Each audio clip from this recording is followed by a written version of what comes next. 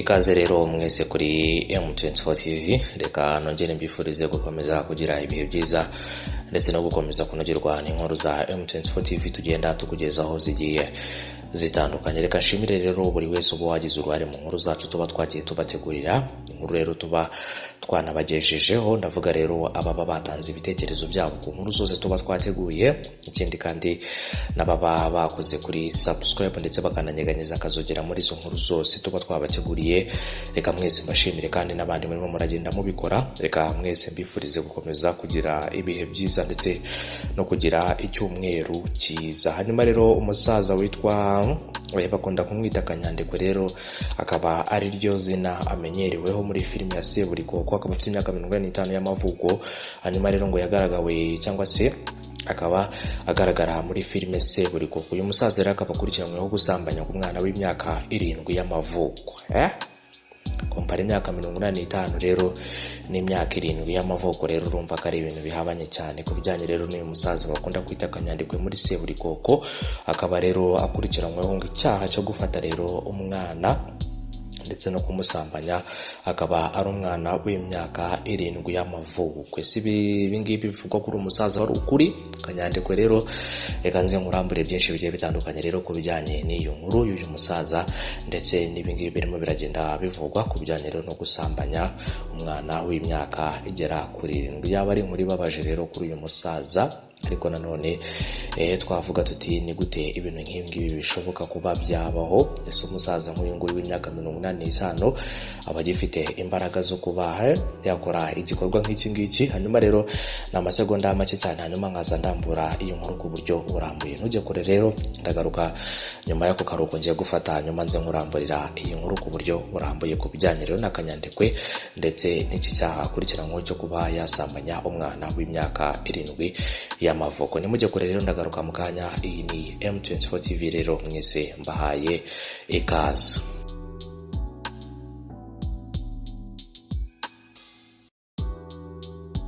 Uyu musaza rero usheshe akanguye, amazina ye bakaba bamwita Munyampanzi Dominique, akaba afite rero nk'imyaka 45 y'amavuko. Abenshi rero mukaba mumuzi ku izina rya Kanyandekwe, bamwe rero mubakurikirana filime y'uruhererekane yitwa Seburikoko. Akaba rero yaragaragaye muri filime y'uruhererekane ya Seburikoko, akaba yatawe muri yombi kuri uyu tariki 2 Ukwakira 2019 akurikiranyweho gusambanya umwana w'umukobwa w'imyaka 7 y'amavuko. Byagenze gute rero?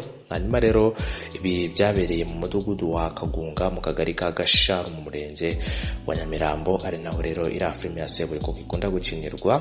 Hanyuma rero kakaba yaratawe muri yombi n'inzego zishinzwe umutekano, zahawe amakuru n'abaturage yuko rero yararanye n'umwana w'umukobwa w'imyaka 7 akamusambanya. Umwana rero wahohotewe, tutari butangaza amazina ye rero kubw'umutekano we, ni mwene Kubwimana Jean de Dieu ndetse na Tuyizere Chantal. Akaba ngabo rero akaba ari bo babyeyi b'uyu mwana, yaba rero Kubwimana Jean de Dieu ndetse na Tuyizere Chantal. Hanyuma rero Uwamwiza Chantal akaba ari umunyamabanga nshingwabikorwa umurenge wa Nyamirambo, yatangarije Inyarwanda ko uyu mwana w'umukobwa bivuga ko yasambanyijwe na Kanyandekwe yasanzwe abana na nyirakuru witwa rero na Kabonye Konsiliya w'imyaka 62 y'amavuko. Yavuze ko rero dosiye ya Kanyandekwe yagejejwe muri RIB kugira ngo rero ikore iperereza. Hanyuma rero babashe kuba bamenya byinshi ku bijyanye rero n'uyu musaza. RIB rero yatangarije Inyarwanda ko yatangiye iperereza ku cyaha cya Kanyandekwe akurikiranyweho. Chantal rero Uwamwiza akaba yaradutangarije ko uyu mwana w'umukobwa yajyanwe ku Kacyiru ku bitaro kugira ngo rero bamukorere isuzuma, hanyuma rero babashe kwemeza niba koko yaba yarasambanyijwe cyangwa se. Akomeza avuga ko kandi amakuru afite ari uko Kanyandekwe atarikiri umukinnyi wa filime ya Seburikoko, ahubwo cyangwa se yabatije aho bakinira. Ntabwo rero akiri umukinnyi gusa, ngo yabatije aho iyi filime bayikinira. Yagize ati ntabwo rero ari umukinnyi wa filime, oya rwose. Nuko rero ho bariya abantu ba Seburikoko bakinira muri Gasharu. Donc rero yabatije aho bakinira n'umusaza ukuze. Niba rero ujya ureba Seburikoko ntabwo uzamubonamo na rimwe. Avuga ko kera yigeze kuboneka cyangwa se kubona Kanyandekwe agaragara muri filime Seburikoko. Ikindi kandi Inyarwanda yahaye amakuru cyangwa se uyu mudamu yahaye amakuru y'Inyarwanda avuga ko rero Kanyandekwe yagaragaye muri Seburikoko mu bihe bitambutse cyangwa se mu bihe bitambutse adakina, ahubwo ko yakoreshejwe mu mashusho mu bizwi nka figira. Kanyandekwe rero yarasanzwe akora akazi ko kwasa ibishyitsi ndetse n'ibindi yakoraga byatumaga abona amaramuko, ariko ubu ngubu rero akaba arimo arakurikiranwaho icyaha kijyanye rero no kuba yasambanya umwana w'umukobwa w'imyaka igera kuri 7. Hanyuma rero ibingibi kandi bakaba banabihuza n'amakuru rero bavuga ko uyu musaza adakina muri filime ya Seburikoko, ahubwo rero ngakora nk'umufigira. Umufigira rero akaba ari abantu bakina muri filime ariko bagakina biciraho cyangwa se bitambukira. Ni abantu rero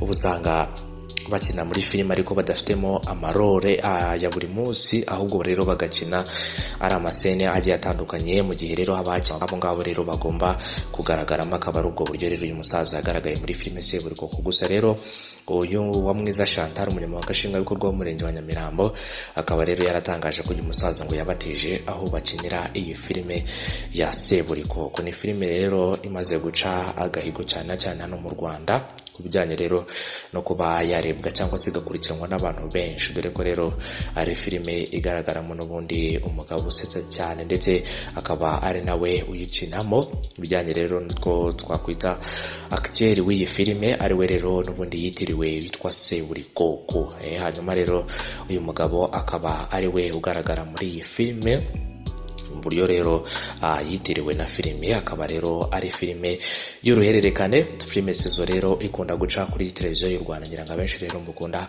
kureba televiziyo y'u Rwanda mujya mubona rero iyi filime ya Seburikoko. Ni filime yatangiye rero mu gihe gito gishize, ariko rero akaba ari filime imaze kwigarurira imitima ya benshi cyane cyane rero mu bakunda sinema nyarwanda, aho rero bavuga ko ari filime ibakorera cyangwa se ari filime ibafasha kugira ngo rero babashe kuba baruhuka mu mutwe, dore ko ari filime irimo ibinyigisho nyinshi zigiye zitandukanye, ariko ikindi nanone akaba ari filime irimo n'urwenya ku buryo rero umuntu uwo ari we wese uyireba ashobora rero kuba yabona byinshi bigiye bitandukanye. Hanyuma rero uyu musaza raporo ye rero cyangwa se ibijyanye na raporo yamaze gushyikirizwa urwego rw'igihugu rw'ubugenzacyaha. Hanyuma ikindi kandi rero n'iperereza nirimara kuba ryagira icyo rigaragaza kuri uyu musaza, muzagenda rero mumenya byinshi bigiye bitandukanye rero ku bijyanye na Kanyandekwe rero ukurikiranyweho gusambanya umwana w'imyaka 7 y'amavuko.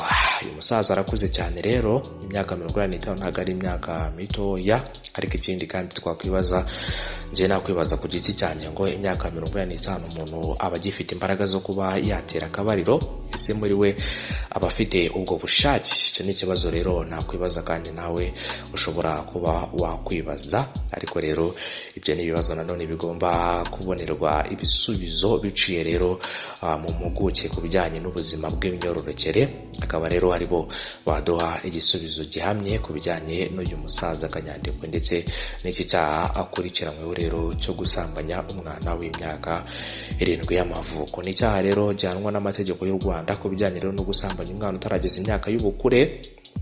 Mu gihe rero uyu musaza yaba hamwe n'iki cyaha, akaba rero yahura n'ibibazo bikomeye cyane, dore ko yahita ahanishwa igifungo. Ariko rero ntaramenya neza, ndaza kureba neza mu mategeko rero ahana ibyaha nk'ibi ngibi, ibyaha byo guhohotera, hanyuma nze kukubwira icyo uyu musaza ashobora guhanishwa rero mu gihe yaba ahamwe n'iki cyaha cyo kuba yarahohoteye uyu mwana w'umukobwa. Ababyeyi b'uyu mwana rero nta kintu bigeze batangaza ku bijyanye rero n'iyi nkuru y'umwana wabo, bivuga ko rero yasambanyijwe n'uyu musaza. Ariko kandi akaba ari amanyamakuru nanone, umunyamabanga nshingwabikorwa w'umurenge wa Nyamirambo Uwamwiza Chantal yahamirije ikinyamakuru Nyarwanda dukesha iyi nkuru rero, avuga ko uyu mwana w'umukobwa bivuga ko yasambanyijwe na Kanyandekwe, asanzwe rero abana na nyirakuru w'imyaka 62 y'amavuko. Yavuze ko rero dosiye y'uyu musaza ngo yamaze gushyikirizwa urwego rw'igihugu rw'ubugenzacyaha kugira ngo rero rukomeze gukora iperereza ku bijyanye n'uyu musaza. Uyu musaza arafunze cyangwa ntagafunze?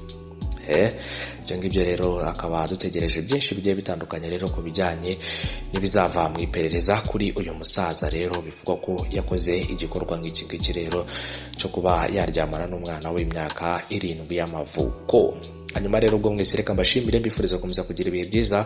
Inkuru zacu kuri M24 TV rero nakubwira ngo nakagaruka, nakubwira ngo rero ushobora kuba wakora subscribe ndetse ukaba wananyeganyeza akazogera, hanyuma ukajibona inkuru zacu mu buryo bwihuse, mu buryo bukoroheye, uburyo bushobora kuba bwagufasha rero mu kuba wabona inkuru zacu 5/5. Nibyo ngibyo rero maze kuvuga hakuru, nakubwira ngo n'izindi nkuru turimo turagenda tugutegurira nizigucike kuri M24 TV. Upfa kuba rero wakoze kuri subscribe ndetse wananyeganyeza akazogera.